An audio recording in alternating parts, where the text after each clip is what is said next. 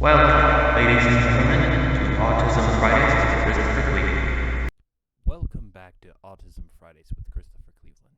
I'm your host, Christopher Cleveland. In local news, a wildfire has spread from Pack Creek outward on the west side of the mountains. As of recording this episode, the fire is almost 9,000 acres wide, but not to worry. Its direction means it'll be quite some time before it reaches Moab if it continues to have minimal containment on it. However, at the beginning of the week, it was announced, actually today it was announced that 30% containment has been achieved, which is an overall 300% increase from the 9% containment it had at the end of the previous week.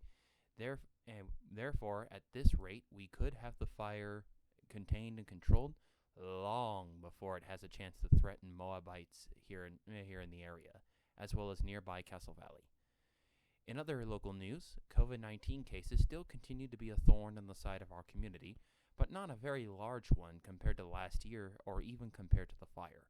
As of Monday, Grand County has only 4 new cases, while Emory has only 3 and Carbon has 9. The death count has not changed, and the all-time total on cases is 1,036 for Grand County, 1,711 for Carbon County, and 952 for Emory. The transmission status for Grand County remains high, though I suspect this is because of our location in the state rather than anything to do with the precautions our people take. Because in contrast, Carbon has a moderate transmission status and a larger population, despite having more than twice as many cases on Monday, and Emory is the only one in southeast Utah to command a low transmission status. Cases continue to plummet as more vaccination shots are distributed tirelessly, but this is no time to get careless now, as a resurgence is around the corner if enough people say, well, they got it, so why should I? That's all for our local news. So coming up, our topic for the week and much more. Please stay tuned.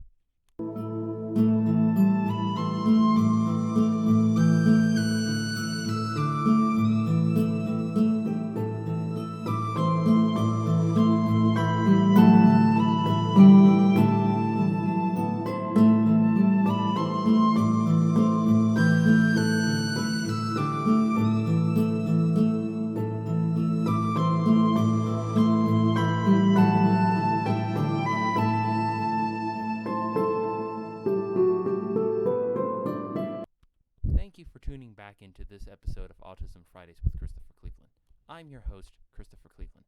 For today's topic, I wanted to actually bring the fire into relevance and talk about addressing smoke safety with autistic children that might not fully comprehend the situation with the fires. When the air is polluted with smoke, it is most important to stress the significance of protecting one's lungs in a way that compels them to do it.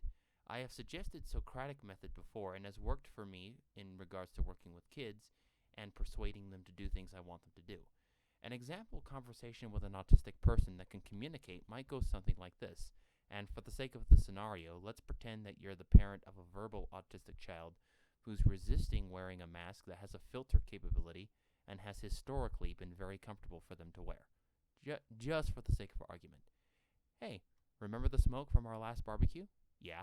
Remember when you coughed and you said you didn't like that? Yeah. What makes you think it's going to be any different with the smoke in the sky? I don't know.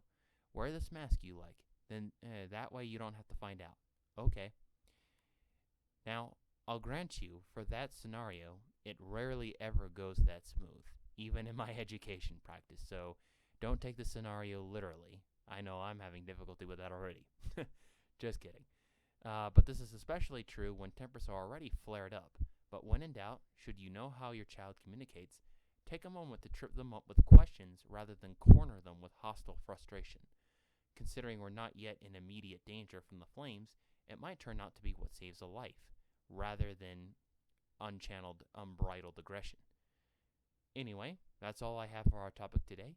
So coming up, our simple meditation of the week and closing dedication. Stay tuned.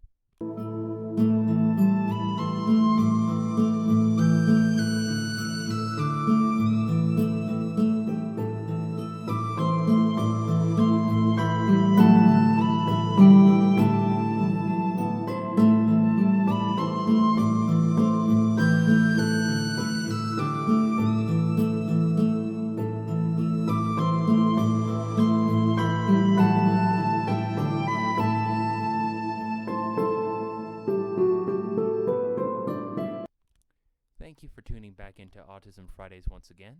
I'm your host, Christopher Cleveland. For our segment, Simple Meditations, this next one is going to be certainly a little more eccentric compared to the other exercises I've had you do.